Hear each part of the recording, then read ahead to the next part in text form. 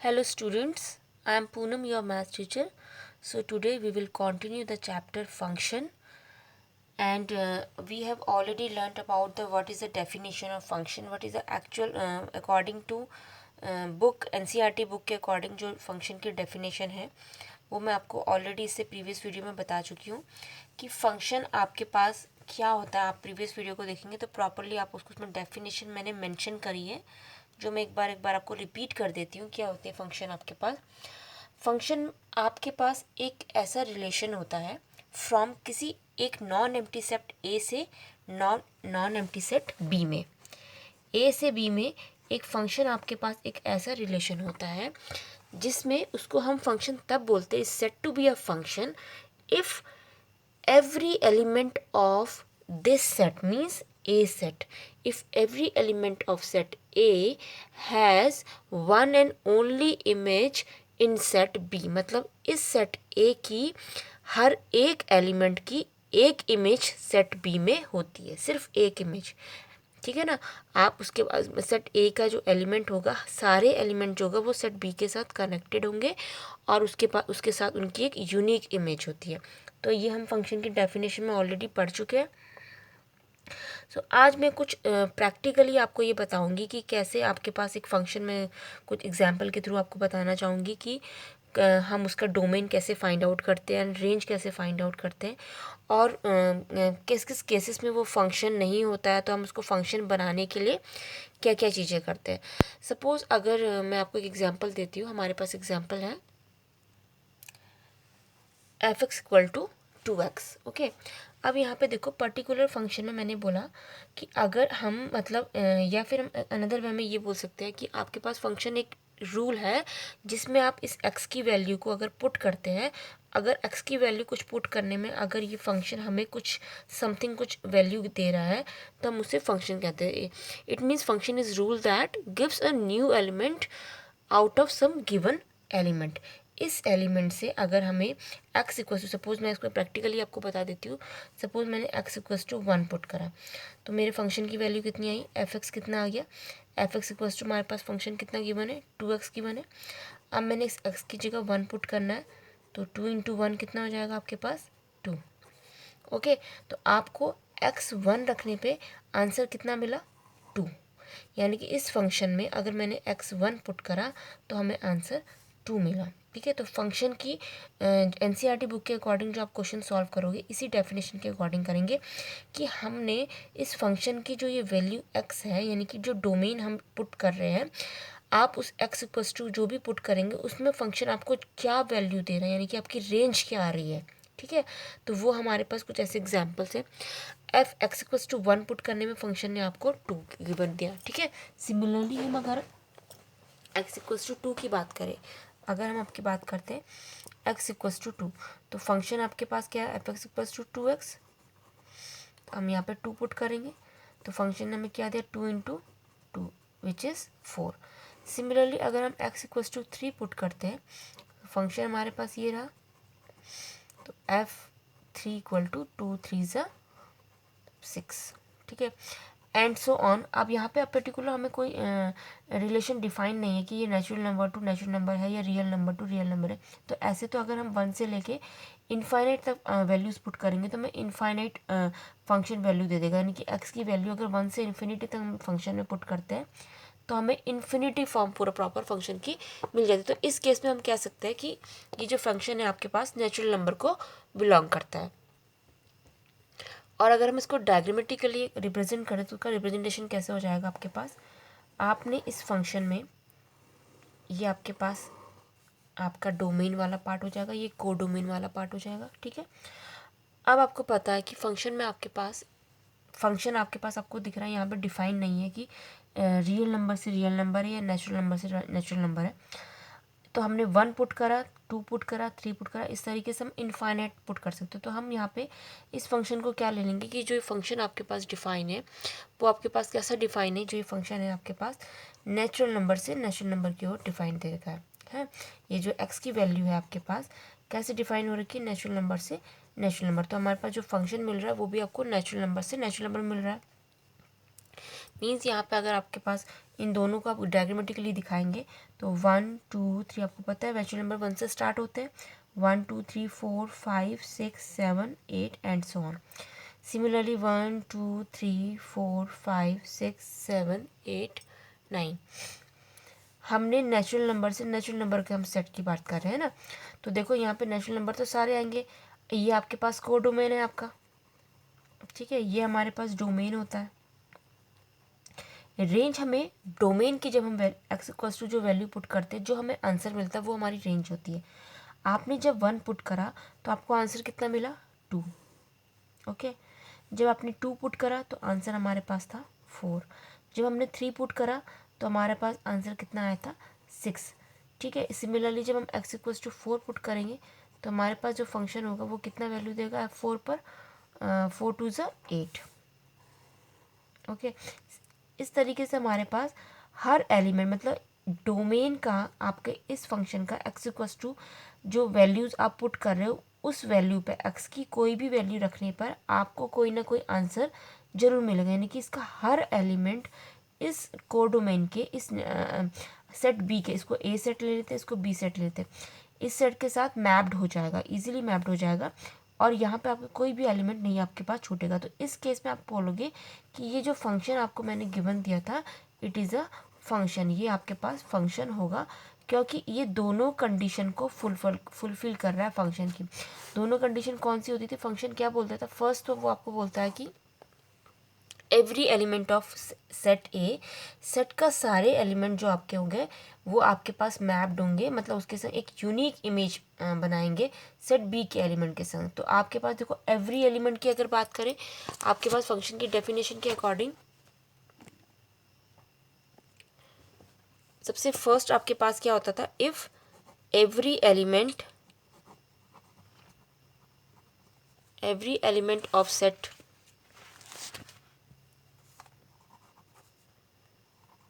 every element of set A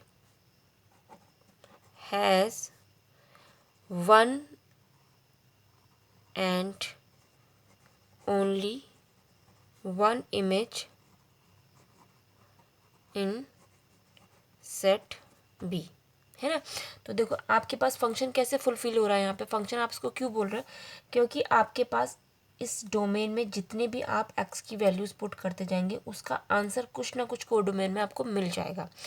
तो ये वाली जो फर्स्ट कंडीशन है एवरी एलिमेंट की, एवरी एलिमेंट आपके मैप्ड हो रहा है। सेकंड आपके पास इसमें पूछते हैं कि उसकी जो इमेज आएगी has one and only one image. देखो 1 आपके पास 2 के संग मैप्ड है, ठीक है ना, तो 1 की इमेज आपके पास 2 है लेकिन 1 अनदर किसी और के संग तो मैप नहीं है ना, तो सबकी एक यूनिक इमेज आपको कोड डोमेन में मिल जाएगी। तो इस केस में हम इसको फंक्शन बोल देंगे। अब मैं कुछ ऐसे एग्जाम्पल बताऊंगी जहाँ पर ये फंक्शन नहीं हो रहा होगा और आपने उसको फंक्शन बनाने के लिए हम उसको क्या कर सकते हैं, ठीक है। तो हमारा सेकेंड एग्जाम्पल है, एक फंक्शन है आपके पास, वो आपके पास मैप्ड है रिलेशन आर टू आर, मतलब real numbers to real number mapped है। फंक्शन कैसा गिवन है आपके पास, 2x² - 1 अपॉन 2x। ओके, अब यहाँ पे हम देखते हैं, देखो अगर हमें जो मैपिंग दी है वो दी है रियल नंबर से रियल नंबर, यानी कि आपने रियल नंबर इस एक्स की जगह पर रियल नंबर पुट करना है। तो रियल नंबर आपको पता है इनफाइनाइट, आपके पास रियल नंबर जो होते हैं आपके पास आप 0 से स्टार्ट करेंगे, नेगेटिव पॉजिटिव, रियल नंबर के अंदर सारी कैटेगरियाँ, रैशनल नंबर, आपके पास सब टाइप के आपके रियल नंबर आ जाते हैं। तो हम देखो सपोज अगर मैं यहाँ पे 1 पुट करती हूँ, ठीक है, 1 पुट करने में आपको ये कितना आंसर देगा, 2 × 1² - 1 अपॉन 2 × 1, 2 - 1 अपॉन 2, तो ये हमारा आंसर आ जाएगा 1 अपॉन 2। यानी कि आपके पास 1 पुट करने में एक्स इक्वल्स टू, आपने जब 1 पुट करा फंक्शन में एक्स इक्वल्स टू 1 आपने यहाँ पुट करा तो आपके पास फंक्शन ने क्या दिया 1 अपॉन 2, यानी कि 1 पुट करने में हमें एक ये ऑर्डर पे हमारा रेडी हो गया।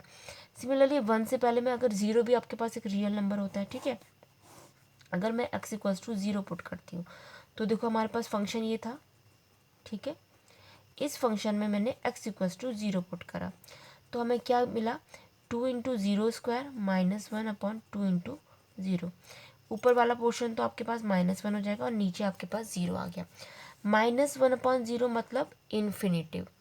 तो आपको ज़ीरो पुट करने में फंक्शन कैसा हो गया आपके पास इन्फिनिटी, और आपके पास मैपिंग क्या दी थी real number two real number, और आपको पता है कि इन्फिनिटी आपके पास रियल नंबर नहीं होता है, इन्फिनिटी आपके पास रियल नंबर नहीं, ज़ीरो आपके पास रियल नंबर, यानी कि आपने रियल नंबर से रियल नंबर की मैपिंग के अकॉर्डिंग लिया तो नंबर एक रियल, ज़ीरो नंबर रियल लिया, बट इस ज़ीरो नंबर में ये फंक्शन आपके पास इन्फिनिटी हो गया। तो इस केस में इन्फिनिटी होने पे आपको जो ऑर्डर पेयर मिला वो क्या मिला, zero infinity. First order pair हमारे पास ये आया, सेकंड हमने वन पुट करा था, है ना। तो इस केस में देखो ये तो हमारा इंक्लूड ही नहीं होगा, अगर इसको फंक्शन बनाना है तो आप इस केस के अकॉर्डिंग क्या बोलेंगे, this is not a function. लेकिन ये फंक्शन किस केस में हो सकता है, अगर आप इसकी मैपिंग को थोड़ा चेंज कर दे, अगर हम बोले अगर आप इसी फंक्शन को जो आपके पास ये जो एक्सप्रेशन गिवन है इसकी मैपिंग में मैं अगर आपके पास r माइनस ज़ीरो कर दूं, है ना, r माइनस आपकी टू r कर दूं, तो इस केस में आप इसको फंक्शन बोल सकते हैं। मीन्स आपके पास आपसे मैं ये बोलूं कि आपने जो आपका डोमेन होगा, डोमेन मतलब जो हम पुट करते हैं ना वैल्यू, जो हम अपना इनपुट दे रहे हैं वो डोमेन ही तो होता है आपके पास, जो आप एक्स की वैल्यूज़ दे रहे हैं। मीन्स अगर आप इस एक्स की वैल्यू जीरो को छोड़ के सारे रियल नंबर रखोगे तो ये जो फंक्शन है वो कुछ ना कुछ वैल्यूज़ ज़रूर देगा। आप खुद सोचो ना, यहाँ पे ज़ीरो आपके पास डिनोमिनेटर ज़ीरो किस केस में होगा, जब एक्स जीरो होगा, टू इंटू ज़ीरो ज़ीरो होता। अदरवाइज जीरो को छोड़ के आप कोई भी नेगेटिव वैल्यू रखिए एक्स की जगह पे, कोई भी पॉजिटिव वैल्यू रखिए, कोई भी रैशनल नंबर, कोई भी डेसिमल नंबर, आप रैशनल नंबर ये रियल नंबर के अकॉर्डिंग यहाँ पे एक्स की वैल्यू में रखते हैं, तो आपके पास ये फंक्शन कोई ना कोई वैल्यू जरूर देगा जो जीरो नहीं होगी आपके पास, ठीक है, जो इन्फिनिटी नहीं होगी, सॉरी क्या नहीं होगी, इन्फिनिटी। हमारे पास इसको रियल नंबर आपके पता कि इन्फिनिटी को बिलोंग नहीं करता, आपके पास ये फंक्शन को इन्फिनिटी हमने नहीं होने देना है। और इन्फिनिटी किस केस में हो रहा है हमारे पास, सिर्फ जीरो के केस में। तो अगर मैं इसकी मैपिंग कुछ इस तरीके से कर दूँ, f such that r minus zero to r, मतलब आप वो एलिमेंट, यानी कि ये आपके पास क्या है जो आप इनपुट दे रहे हो, इनपुट मतलब जो यहाँ पे x आप पुट कर रहे हो, यहाँ पर आप वो रियल नंबर्स पुट कर दो जो जीरो के अलावा जितने रियल नंबर्स है उसके एक्सेप्ट जितने भी रियल नंबर है वो आप अगर यहाँ पुट करते तो आपके पास कुछ ना कुछ आपके पास रियल नंबर जरूर आएगा। आप कोई भी नंबर पुट करके देख लीजिए, आपको एक रियल नंबर आउटपुट, आपका जो रेंज है, आउटपुट मतलब जो आपको रेंज है वो एक रियल नंबर ही मिलेगा, बट सिर्फ जीरो के केस में नहीं मिलेगा। तो मैंने इसकी मैपिंग ऐसे चेंज करी, तो इस केस में जो ये फंक्शन मैंने आपको ये दिया था, इस केस में आप बोलोगे ये जो फंक्शन है इज़ अ फंक्शन, इसको आप बोल दोगे ये आपका एक फंक्शन होगा। इस केस में हम इसको फंक्शन नहीं बोलेंगे क्योंकि हमारे पास जो ऑर्डर पेयर जीरो के अकॉर्डिंग आए वो अनडिफाइन आ गया। इन्फिनिटी मतलब अनडिफाइन हो जाना, अनडिफाइन होना मतलब ये आपके पास फंक्शन नहीं है। ठीक है, क्लियर हो गया। ये तो मैंने आपको बताया कि ये फंक्शन कैसे होता है और कैसे, अगर नहीं है तो फंक्शन हम इसको कैसे बना सकते हैं। अब अगर इसी क्वेश्चन को अगर आपका एग्ज़ाम में ये आता है और आपसे पूछते हैं what is the domain of this function, इस फंक्शन की डोमेन क्या होगी अगर ये फंक्शन है, तो अगर ये मैपिंग ऐसे गिवन है तो आपको पता है मैपिंग आपकी यहाँ से यहाँ गिवन है। ये डोमेन मतलब आपने डोमेन, वो डोमेन यहाँ पे रखने हैं जो जीरो को छोड़ के सारे रियल नंबर हो, तो आपकी डोमेन सिंपल सी बात है ये हो जाएगी ना। आप यहाँ पे डोमेन, अब ये नहीं बोलेंगे कि आपका डोमेन में जो फर्स्ट एलिमेंट है, यहाँ पे हम थोड़ा सा, हमारा जो अभी टॉपिक चल रहा है वो फंक्शन चल रहा है, रियल नंबर नहीं, रिलेशन नहीं चल रहा है। रिलेशन में हमारे पास ऑर्डर पेयर्स होते थे, तो ऑर्डर पेयर्स के अकॉर्डिंग हम फर्स्ट ऑर्डर पेयर का फर्स्ट एलिमेंट देखते थे और अपना डोमेन लिख लेते थे। बट अभी हमारा चैप्टर रिलेशन चल रहा है, हमारे पास हमने अभी इतने ऑर्डर पेयर नहीं फाइंड आउट करे। तो आप यहाँ पे खुद सोचिए कि अगर आपको रेंडमली पूछा जाए कि what is the domain of this function, इस फंक्शन की डोमेन क्या है, तो आप कुछ तो सोचेंगे कि डोमेन क्या आपकी डोमेन इस ऑर्डर पेयर पर डिपेंड करती है कि आपको इतने ऑर्डर पेयर फाइंड आउट करने पड़ेंगे तब आप डोमेन बताएंगे, नहीं ना। तो आप थोड़ा सा अपना माइंड को चेंज करेंगे, उस चेंज ऑफ माइंड के अकॉर्डिंग आप ये बोलेंगे, डायरेक्टली आप उनको आंसर देंगे कि मेरी डोमेन r माइनस ज़ीरो होगी। क्यों होगी r माइनस ज़ीरो, आपने यहाँ पे सीधे डायरेक्टली अपनी बात बोल दी कि मेरी डोमेन जो होगी वो सारे रियल नंबर होंगे सिवाय जीरो को छोड़कर। क्या बोला आपने? आपने बोला मैं डोमेन में कोई भी रियल, क्योंकि हमारी मैपिंग उन्होंने रियल नंबर दिए, और रियल नंबर तो हम काउंट ही भी नहीं कर सकते कि इतने सारे रियल नंबर हमारे होते हैं, वो अनकाउंटेबल है ना।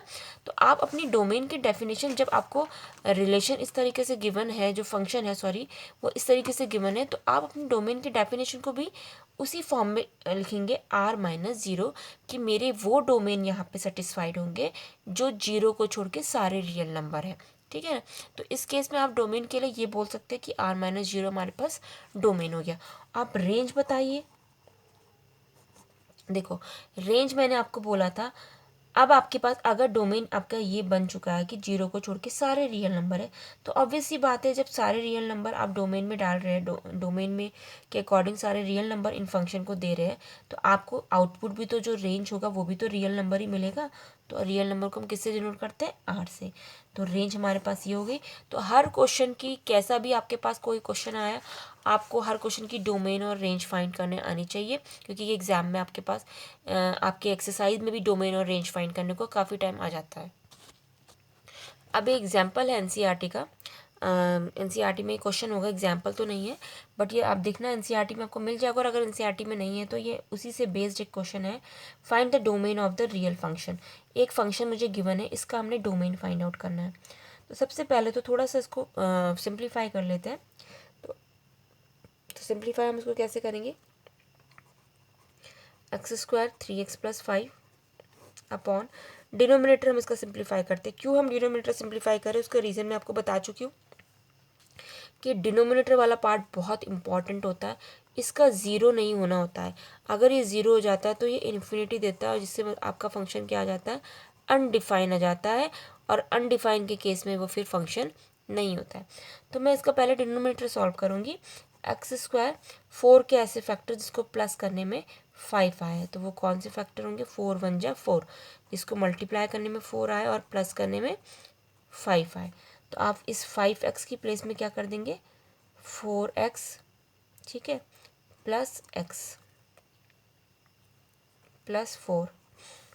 सो x² प्लस 3x+5, x², ये माइनस की मल्टीप्लाई हो जाएगी, -4x and -x plus 4 equal to x² 3x+5 upon, यहाँ कॉमन x आया, x-4, एंड इधर कॉमन आपके पास -1 कॉमन है, x-4।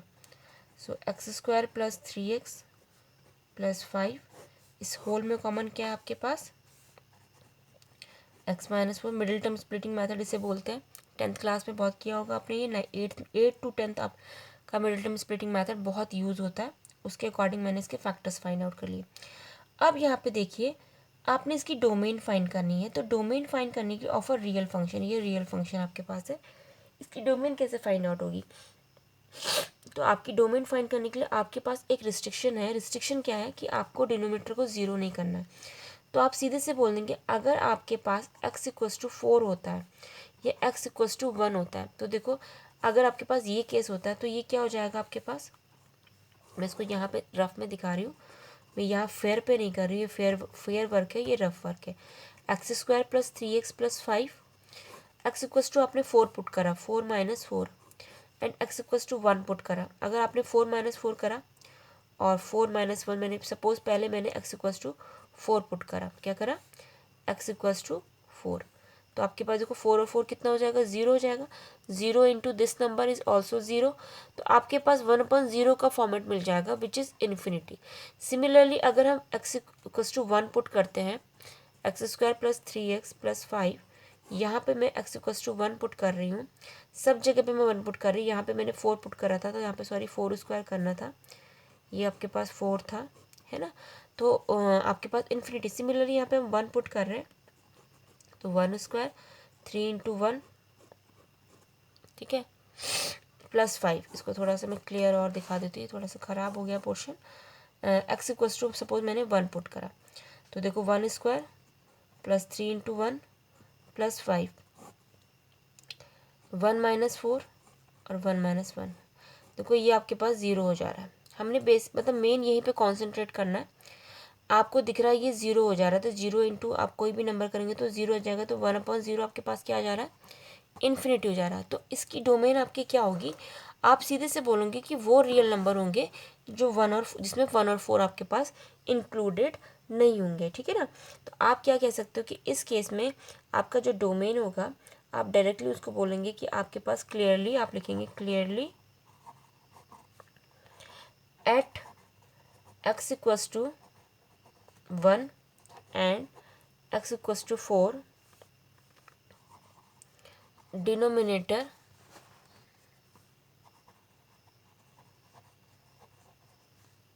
becomes 0। x equals to 1 put करने में, x इक्वल्स टू 4 पुट करने में ये डिनोमिनेटर आपके पास 0 बना दे रहा है। मैंने एग्जाम्पल में आपको दिखा दिया है ना। Become 0 and the given function will not be defined, and given function